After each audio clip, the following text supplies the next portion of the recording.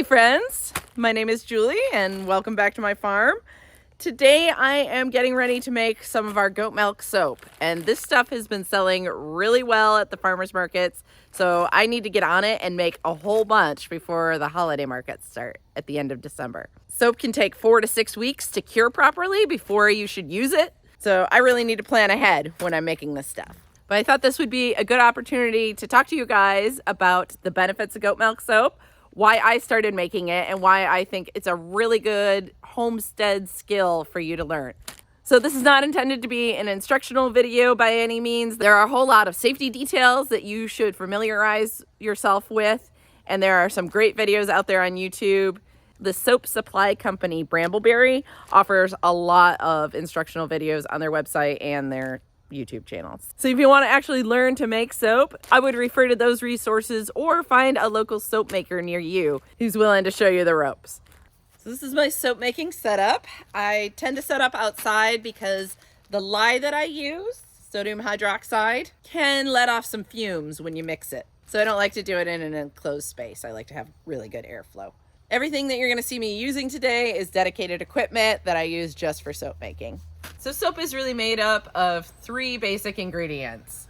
You've got your fats, you've got your lye or sodium hydroxide, and you've got your liquid. In this case, I've got frozen goat's milk.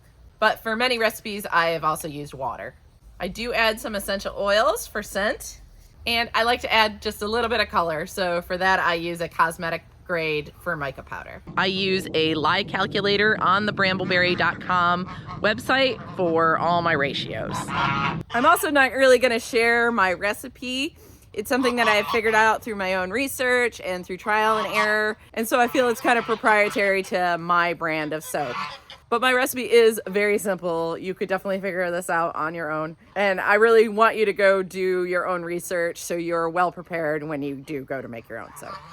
I started making soap about 3 years ago now, and I make it pretty regularly. About every other month I'll do a couple of batches. The main reason I wanted to learn to make soap is because as a livestock farmer, as someone that raises pigs and dairy goats, I had an abundance of both lard and goat's milk, and soap is an excellent way to use up both of those things. Now, I use lard a ton in my kitchen as well, but I was definitely not keeping up with the amount that we were getting back from all our pigs. And lard is just one of the oils or fats that you can use in soap making. There's a whole huge list of them, and they all have their own great properties. I have focused mostly on lard because that's what I have available, and that's what I need to use up, and I've found great results with it. But many soap makers get a lot more intricate with the oils that they use and looking for certain properties in their soap. I've kept things really basic. I just use lard. So I've already begun doing some of the preparations. I've weighed out my lye. I've got my fats weighed out and melted. And the next step is to weigh out some of my goat milk. If you're going to use any kind of dairy in your soap, one of the problems that many people experience is that the soap scorches and it can smell bad. It gives the soap a funny color. So the best way I've found to avoid that problem is to freeze your milk ahead of time. So I actually freeze my goat's milk in just ice trays. And these small portions make it really easy to weigh out the right amount. I weigh all my ingredients in grams. You can also weigh them in ounces. Just be consistent with the units that you use for all your measurements. And this is going to be considered the liquid portion. Often in soap, it's water that's used, and I'm simply replacing the water with goat's milk. Start by mixing my lye little by little with my goat's milk. And when lye and liquid are mixed, it heats up. So this is going to melt my goat's milk. If it's a warm day, or if I feel like it's heating up too fast, it might scorch my milk, I might put an ice pack underneath the Pyrex. If I add it slowly and mix it in really well, I shouldn't have a problem. I like to use these little spatulas for mixing because I can really get in there and get every little last bit. You can see I'm using gloves. The lye is caustic. If it touches your skin, I should probably be wearing safety glasses as well, but this is how I do it. So that is really how you want your goat milk to look when you're done. You want it a nice creamy white color and evenly mixed. I've also got my dedicated thermometer just for soap making so I can monitor the temperature of all my ingredients. When it comes time to add the fats to the liquid lye solution, I'm gonna want them to be at roughly the same temperature. So I find soap making really enjoyable. It's a little bit like cooking, it's a little bit of chemistry. Like any other skilled art form, the devil tends to be in the details. So it takes a bit of attention and precision, but there is nothing difficult about it. It is definitely a skill that anybody could learn. The other reason to make soap is the obvious one. We all need it. Sure, it's not an essential for survival, but we all have it in our homes. We all use it on a daily basis. You might as well be using high quality stuff that isn't full of chemicals. And more importantly, that you know exactly what all the ingredients in it are. Now, these are just a couple of the bars that I made this week, just to show you an example of the sort of things that you can add to your soap that are also beneficial.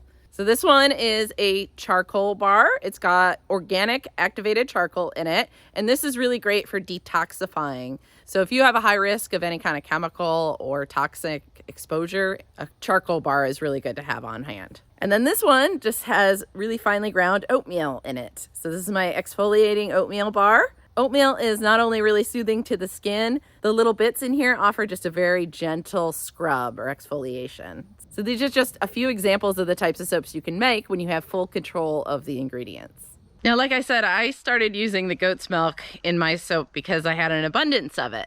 And you always hear about goat's milk soap being like a high-end beauty product and having special properties, but there's a lot of things that are labeled like that, a lot of cosmetics and skincare products. And I really don't know how much of that is real and how much is just good marketing.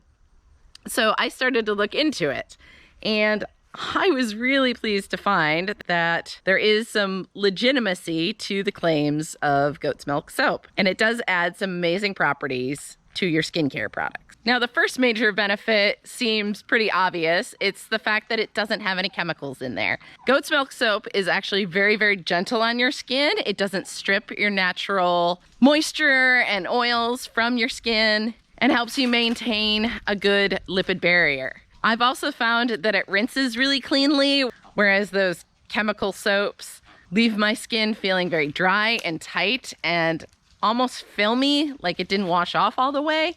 You don't get any of that from my goat milk soap. Goat's milk itself has a pH that is really similar to that of human skin and has a very similar lipid profile, meaning the fatty acids and the cholesterol contained in goat's milk is very similar to the lipid barrier that we want to maintain on our skin. That barrier not only helps protect our skin from pathogens, but it keeps moisture in. Now, goat's milk is also really high in fat-soluble vitamins, such as vitamin A, which has shown some possible anti-aging properties, and you'll see that in a lot of those anti-aging creams that you can buy. If you've ever had problems with dry skin, or you're suffering from conditions such as eczema or psoriasis, goat's milk soap can really help you. And it's that protection and replacement of that lipid barrier with all those fatty acids that really provides that benefit. And it contains beneficial probiotics such as lactobacillus, which in turn produces lactic acid. And lactic acid has been proven to help treat and prevent acne. You'll see it in a lot of acne medications, but you can get it naturally with goat milk soap. Today I am making our rosemary scented soap. I do a couple different varieties, all just scented with some basic essential oils. Here's where the chemistry comes in. I like to use an immersion blender. I think this is the quickest, most efficient way to mix my soap, but you can just do it by hand. It'll just take a little bit longer.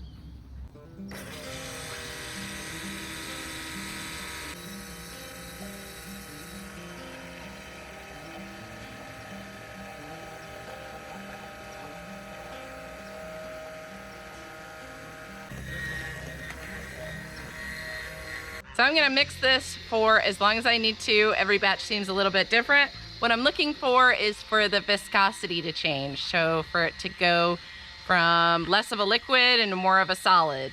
And you're gonna look for something called trace, which is just what it sounds like when I'm moving my immersion blender around. I'm gonna see it leave a little trace or a line behind it as I mix.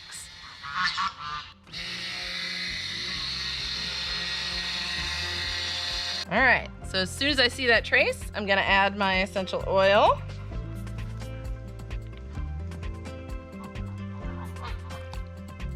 I'm gonna mix that in.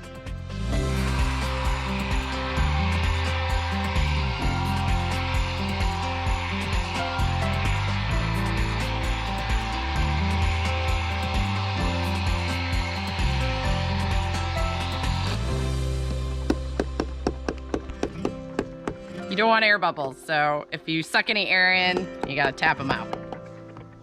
That part can be a little bit difficult because I wanna get up the sides and make sure everything is well incorporated. Sometimes the essential oils will stick to the sides of the Pyrex. It's not a huge deal. It's more important to get it thoroughly mixed.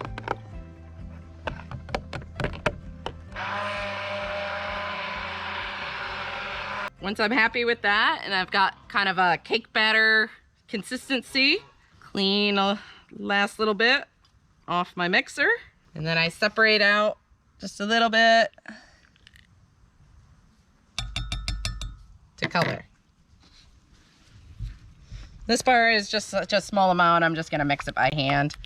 But it is a powder, so you wanna make sure you get it thoroughly incorporated. And I just add a tiny bit of color to each of my soaps. And this is really just so I can identify visually which scent is which. Makes it a lot easier than trying to sniff them out if I don't label them properly when I set them up to dry. So, and I think it looks pretty. Gives a little flair to my soap. Now comes the fun part. We pour our bars. I like these little silicone molds. They make it really easy to get the soap portioned correctly, and the bars pop out of here really easily. But there are a lot of different molds that you can buy or make.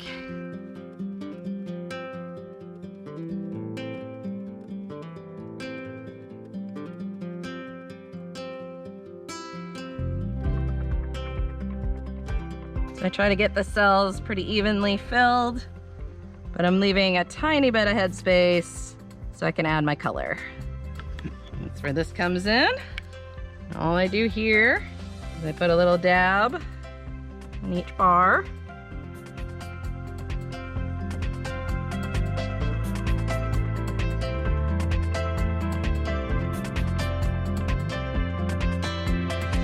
Okay. And then I save my toothpicks anytime we get Chinese food for mixing a little swirl design. So just very gently mix that in. It just gives a little color swirl to the top. I think it looks really pretty. This also helps work out any air bubbles that I've got trapped in my batter and helps distribute it in the soap mold a little more evenly, gets it all up in the corners. This batter is a little more liquidy than I normally pour it at, so it's kind of sloshing around, but it'll firm up. Beautiful. Then I don't like anything to go to waste, so anything that's left over, if it's enough for another bar, I've always got another mold ready.